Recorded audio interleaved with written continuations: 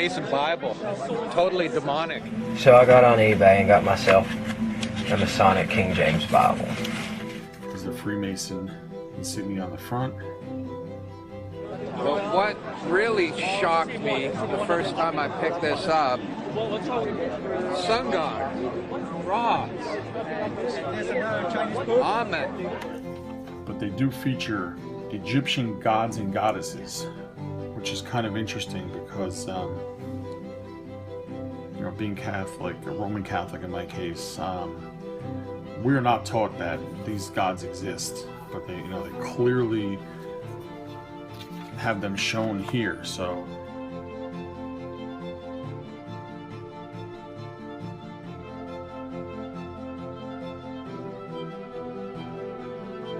now just go to the pictures in the back.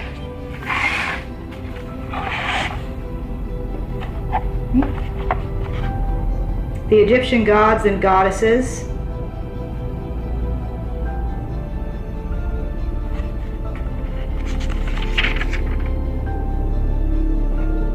More Egyptian gods and goddesses. Babylonian crap mixed in here. I thought this was interesting. The soul revisiting the body. Ani was rich enough to have a really awesome Book of the Dead, I guess. There's an obelisk. Wow, that was Osiris's penis. That's Worship for fertility. phallic worship. Yeah. You'll be able to share it with anyone that watches the video. But then you flip to the back, and there's all this Egyptian, Babylonian account of the building of the walls and temples of Babylon. Wanderus, the king of Babylon, on some kind of plate. Now this belonged to Brother Edward Black. Was initiated November 10th, 36. He passed and then was raised. And we'll see here, somebody had already been initiated, passed, and raised. Where it was presented, on the date, so this would have been, just about a year ago. When you're doing the ceremony, you're asked, what do you seek? Light. And then the second degree, it's what do you seek? More light. And then the third degree, what do you seek? Further light. And they rise up through the degrees.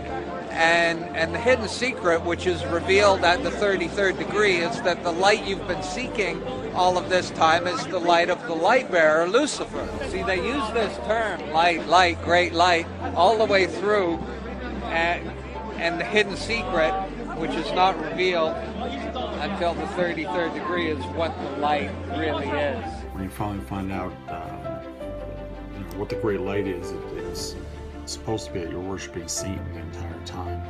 Let's. Oh, look at this. From darkness to light. Check that out. Look. We have alchemy. Eastern Star. Baphomet. And then we get page 33. The Holy Bible starts on page 33. Could that be a coincidence? The Holy Bible starts on the 33rd page of the Masonic Bible. And they say that the source of this symbol it's an important symbol borrowed from the Freemasons from the nations of antiquity, or rather iniquity is what the Bible would call it. Among the Egyptians, Osiris, their chief deity, was symbolized by an open eye. Really now? So that's what we should use for the God of the Bible, huh? Sounds like Bell worship, guys. The eyes of Jehovah are in every place, beholding and watching the evil and the good. It is the symbol of omnipresent deity.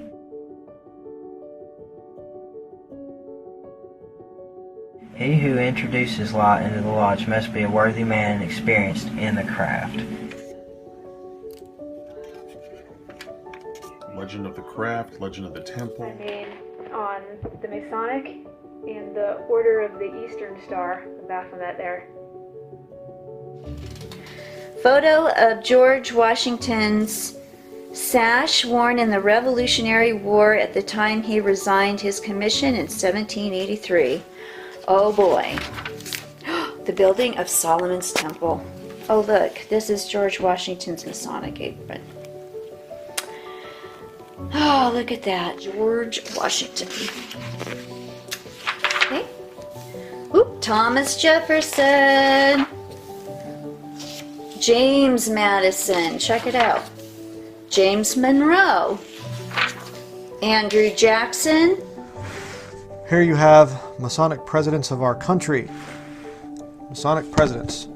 I'll zoom in here so you can read a little bit better.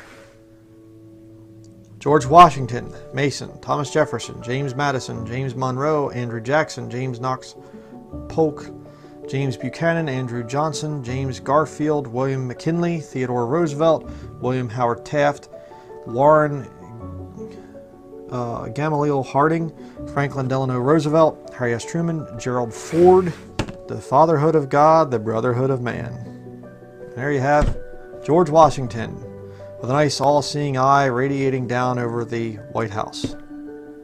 Nice imagery there. The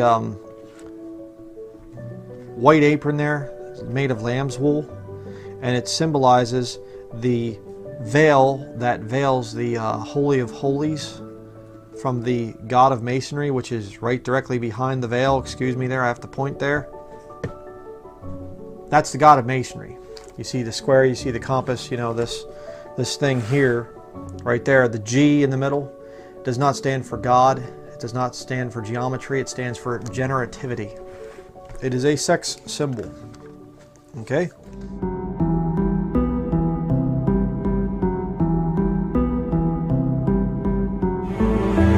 In the initiation in Freemasonry, we had to be recommended by another Mason.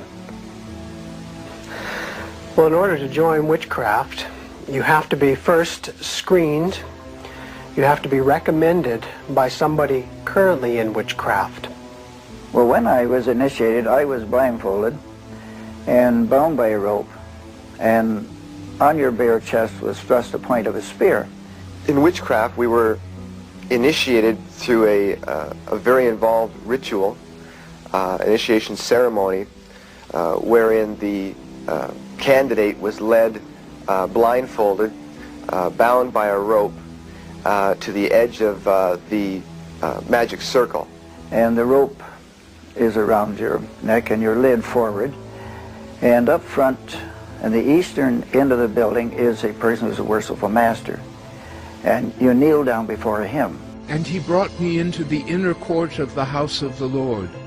And behold, at the entrance of the temple of the Lord, between the porch and the altar, were about 25 men, with their backs to the temple of the Lord, and their faces toward the east, worshipping the sun toward the east. Women who are Freemasons belong to the Order of the Eastern Star. Members of the Mount Olive Grand Chapter, Order of Eastern Star of Texas. The radiance. God is the center of the radiance, that solar symbol in which the G is enshrined. As if he were a god. You were met by the high priest or high priestess at that time, usually with a sword to your chest. When I went to enter the lodge, a sharp object was put to my left breast. And I was warned that should I reveal any of the secrets of Freemasonry, to know what to expect. And in the entered apprentice degree, you swear that you would rather have your throat slit, your tongue torn out by its roots, and buried in the rough sands of the sea at low water mark, where the tide ebbs and flows twice in 24 hours. When you're presented before the high priest, a sword is held against your chest, and you actually take a blood oath, promising to remain faithful to the secrets of witchcraft. Well, when you are in the room, this blindfold is taken away from you, and this is a time when they say that you're coming from darkness into light. During the initiation ceremony, the initiate is led by the lieutenant of the high priest and is challenged at the edge of the circle by someone saying, "Who goes there?" And the answer is, "One from the world of darkness." In Masonry, the prayers are ended with "So mote it be." Oh, and one of the other aspects of or distinctives of the craft was that we would always end any spell or ritual where we released the power, this is where the power was released, with the word "so mote it be."